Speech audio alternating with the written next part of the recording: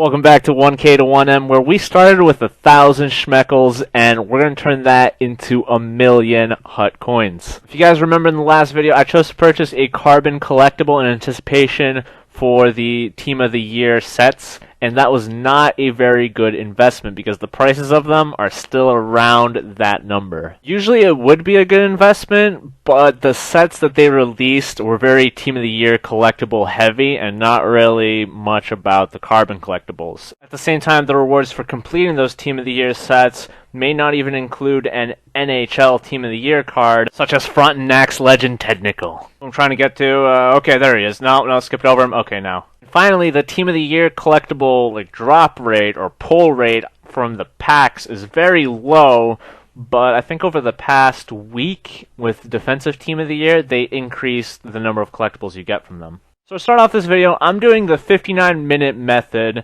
and I've been probably doing it for about 30 minutes up to this point where I see this Sakura going for a very low price, an 88 overall. I'm like, oh, he should be going for higher.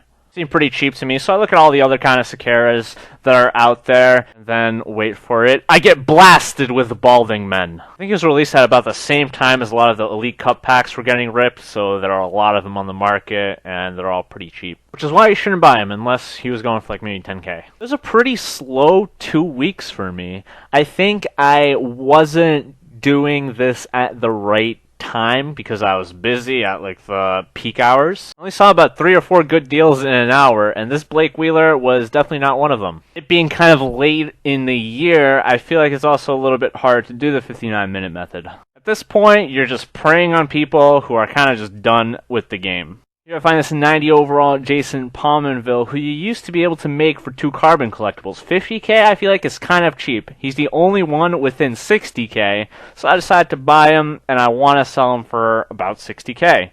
Except there was, of course, a card for 60k, so I have to go a little lower. And he actually took a while to sell, which was partially why it was a slow week. But what you guys could benefit from is doing this 59-minute method while everyone else is ripping packs. On Wednesday, when they release the Offensive Team of the Year cards, that's when you want to do it to find the best deals. And some cheeky steals while you're at it. This Palmville, is he going to sell? I keep going in and out here, trying to see if he's going to sell. He's not selling! Top of that, I'm only going to make 5k off of him, so it's nothing crazy. In a few days, he finally sells, and I have my eyes set on this World Cup of Hockey Hedman. Using my previous experience, I know that this is a pretty rare card.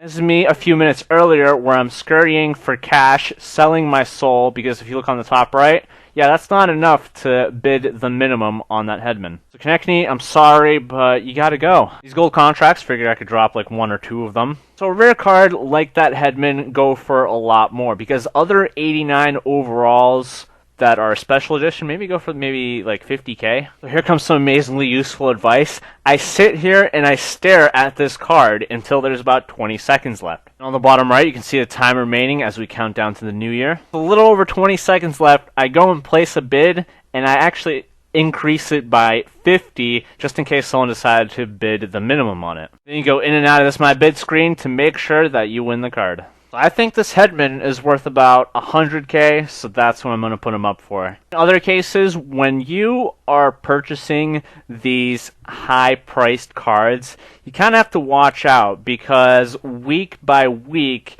the prices of the cards, the value of them, go down. You can find a card for 200k that you think is a steal, but next week, it's going to be worth less than that. So you kind of have to get rid of it quickly. Don't hold on to it for too long. In the meantime, I'm going to show you guys another method of making coins that you can do at pretty much any time. You see these coaches? I'm looking at the X-ray coaches, and they are price locked. Vansky, the guy that gives 3 points to the X-ray synergy, he goes for about 5k, which actually surprised me quite a bit, because I thought there were going to be a lot of those type of coaches. So you can get in on this fun, because there are a lot of people who sell these coaches for next to nothing. And you have these price lockers who end up buying those cheap cards and putting them up for about 5k. X-ray is the most desirable synergy, so of course the coach is going to be important. Team Wheel's another type of coach that you can do it with, but it looks like he goes for a little bit less, 2k or 3k. People also like to price lock some of the common cards that go into sets, but I don't endorse that, so I'm not going to show it. I probably have mentioned this in a previous video, but if you're having trouble finding good deals for cards, or just figuring out prices for cards, you can sort by player type. So in this case, I chose Sniper and chose between 10k to the amount of money that I have. I'm looking at all the snipers between 10k and 40k, and what you want to do is go before every time interval. So it's going to be an hour, 3 hours, 6 hours, 12 hours, 1 day, and 3 days.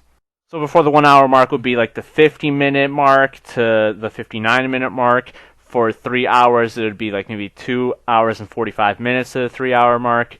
Because these are the places where people will list their cards and nobody else may have seen that card yet. And since you're searching by a certain player type, it's pretty easy to find that same card maybe a little bit later in the pile. So you can compare prices and then figure out whether or not it's a good deal. If not, then you can just go back and search for that specific special edition card. Started with snipers here. Usually the snipers go for maybe more than some of the other player types. Switch over to power forwards. And I'm going to find this Giroux that looks a little out of place. I haven't found him yet, so don't go looking for him. Oh, there he is on the top right. I'm about to head on over to him. So this will allow you to sort the cards out a little bit and get a feel for more of the prices. I kept that Giroux in my head as I just looked for some other deals. At this point, you guys are probably wondering what I listen to while I play the market. Yeah, I forgot to turn it off, but you want to know what it sounds like sung by a chipmunk? It's quite beautiful. I think EA has to switch it up and include that in the soundtrack. I found the Giroux. He's the only one among the Vortex in this price range. I spread out the filter a little bit, looked for other Giroux. He was the only one. I think what you could have also done is look at other 89 overall Team of the Week cards going for around that price. You would have found out, though, they go for about 40k. So I decided to buy this Giroux and sell him for that 10k profit. Minus the part where EA kicks me in the nuts and steals the tax. After a few days go by, the Giroux ends up selling, the Headman ends up selling, and I have about 150k coins. I decided to invest in the guy I mentioned at the beginning of the video, Ted Nickel. He's going for 30k. I think I could get maybe 40k, 45k out of it, because he's a good Team of the Year synergy plug. We also still have the Carbon collectible. That's kind of just chilling there. But I'm still going to hold on to it, because I believe, and you should believe too. I imagine there'll be another master set which involves the hero collectibles, which involve Carbon collectibles. So this is where we sit. I hope that the tips that I gave you about the offensive team of the year and the coaches end up helping you get some more coins in the upcoming week. So let's take a look at the stats. Not too hot. Spent an hour on the 59-minute method, and then the 30 minutes were spread out among multiple days. Since a card didn't sell, I had to keep reselling it every day, getting on, which meant I couldn't buy anything.